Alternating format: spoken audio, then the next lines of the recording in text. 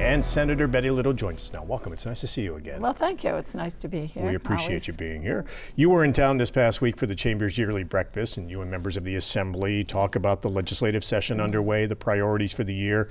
We heard a lot of it at the breakfast about the criminal justice reforms that went into effect at the beginning of the year, and some of the concerns raised, especially by members of law enforcement and prosecutors.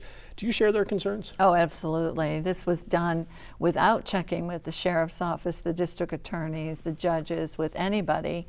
You know, the whole thing was premised upon a young man who was in Rikers Island awaiting arraignment or awaiting a trial and stealing a backpack, and he was there for 3 years. Now, I don't know what kind of county jail or jail would have someone there for 3 years without knowing what needed to happen next and what wasn't happening. And he was there because he couldn't post bail. The one thing the bill had in it was it said that you had to come to trial within 60 days, so you could not linger there for a long period of time without doing it. So that would have solved the Rikers Island problem. But this other is letting people on the street, and you know, they should be contained rather than going off and committing more crimes. And there's instance after instance, you know, of these things happening, so it's not safe. And that was not the intent of the bill, and it needs to be repealed, put off, and start over. And let's listen to all the people that really are involved and really know what should happen. The Democratic leadership in the Senate primarily, maybe not so much the Assembly, has said they're open to changes.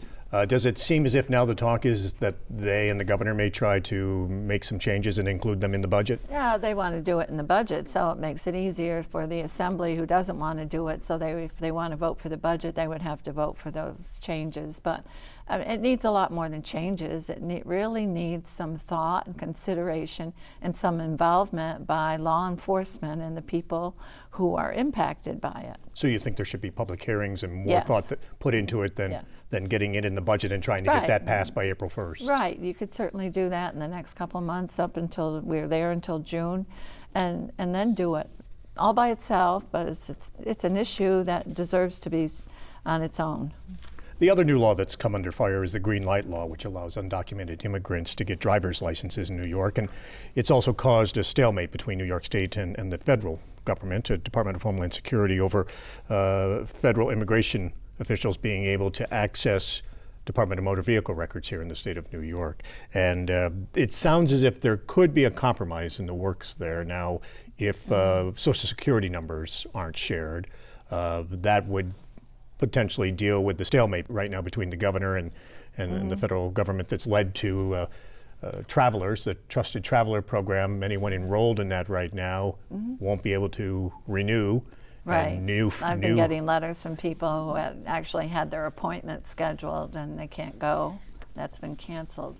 So we heard from Border Patrol and from that group, and really it's made their work unsafe because they no longer know who they're approaching, who they're dealing with.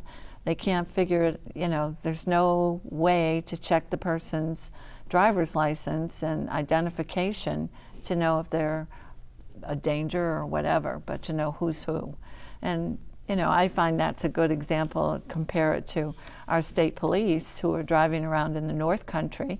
They pull over a car and they want to check the license plate as to who might be driving this car, who they're going to face when they go up to the window. And if they don't have cell coverage, they can't do it. So that's unsafe. That's one of the examples I keep pushing to get more cell coverage on our highways and the roadways in between the, you know, communities. A lot of communities now have cell coverage, but the road going to and from them do not. Let's talk a little bit more about that. You said at the legislative breakfast this past week again, that's really one of your top priorities, is filling in the gaps here in the Adirondacks. Yeah, I mean, when you drive to Plattsburgh from Chateaugay or from Malone, you don't have cell coverage all the way over. And then when you go from Plattsburgh down to Saranac Lake on Route 3, very little cell coverage. From Malone down Route 30 all the way to Tupper Lake, you can use a cell phone right around Paul Smith College if you stop, and there aren't too many on it and all that. So, and then even coming from the north, you go to Warrensburg and you come up 28 into North Creek and then Indian Lake and then Blue Mountain Lake and Long Lake. Really, until you get to Tupper Lake, you don't have much cell coverage. You get a little bit in those hamlets, but nothing on the miles between those places. And you're hopeful that the APA may dial back their regulations so that more towers can go up. Right. Actually, if you had taller towers, you'd have fewer of them. And I keep saying that, isn't that more environmental? You're not disturbing it. And, you know, to say that we don't want a hiker to have to see a cell tower in the distance, even if the top of it looks like a tree, because it disturbs his view shed, and yet it is really an obstacle to people that are living here, a safety, health, and economy issue. You know, we have people in the winter, sometimes you're the only car that goes off the road and nobody around you. So we've just got to get it fixed. You and Billy Jones were part of a task force. We are. We had a forum here, and you folks participated with us last year, and trying to identify some of the issues. Did you come up with recommendations that you passed on to the governor that you hope will help speed up this process? We did. You know, they need to streamline the process. Now, going before the APA, and I know I sound critical, but they are very tough, and they always want shorter cell towers. If you have to do a simulation, sometimes they were required to do 55, 60 simulations, which the company said outside the park they might have to do an average of 9 simulations. So you want to build a cell tower in the Adirondack Park, or is it easier to build it outside the park? And it's obviously easier and less expensive outside. So streamlining the process, fewer simulations, having a multi-site permit. They want to come in, they want to build 3 towers that look like trees, and they have 3 sites and 1 company, and you could do it that way. That would help them. And the idea of saying substantially invisible is the regulation that APA made up. I mean, that's their idea. Is impossible, really, when you think about it. They allowed for a 120-foot tower behind Neighborhood House in Keene Valley. The trees around it now are taller than the 120-foot tower that looks like a tree and has the equipment in it. And the equipment's more refined now, and you can build better looking trees, fake trees. So if we had to go with trees throughout the park and get them taller than the trees around it, we would get better service. I think it's more environmental, but it would really, it'd improve it and improve the health, the safety, and the economy of the people that live here. And the other thing is, the brand new Welcome Center, just south of Exit 18, there are no paper brochures. You know, they're all websites and everything, so the people are supposed to get in the car and go on their cell phone, not the one driving, but the other one, and figure out where they want to go and make a reservation and do all that kind of stuff. But only if they have cell coverage. The governor was up a couple of weeks ago announcing a free snowmobiling weekend in the Adirondacks, and there was really a nice touching moment. He talked about how you and he have really had a good working relationship over the past 9 years. You have found ways to work together for the benefit of the North Country. Absolutely. He likes the North Country. He's been up here a lot. And he appreciates it and understands the need for things. For the winter games, he's been very supportive of having those, and we were able to secure them.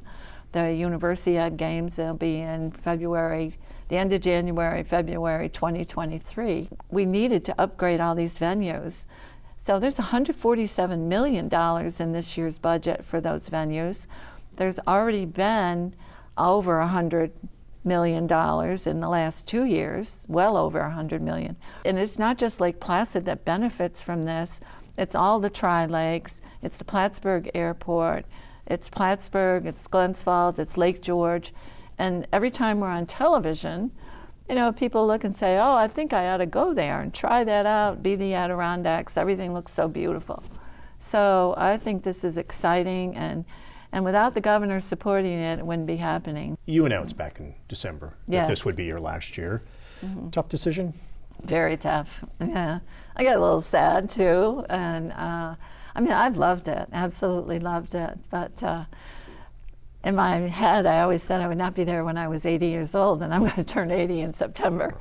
So, you know, I don't feel it, but and I could probably continue to do the job, but could I do it as well as I want to? And I don't want to do it halfway. You never know what that would bring. So I just thought it is time. As Kenny Rogers says, there's time to fold them. Knowing is important. But you still have a year to go. Yeah, I do, and I have a great March, and yeah. you still have through the end of the year. Anything you'd really like to accomplish before you leave? I really want to see this cell coverage better than it is in the North Country. I mean, it's just needs to be that way. It's almost normal for other places, and it isn't. And even it's not just the Adirondack Park. Washington County doesn't have good cell coverage either. And they're a lot more wide open without as many trees and mountains as we are. So that's very important to me.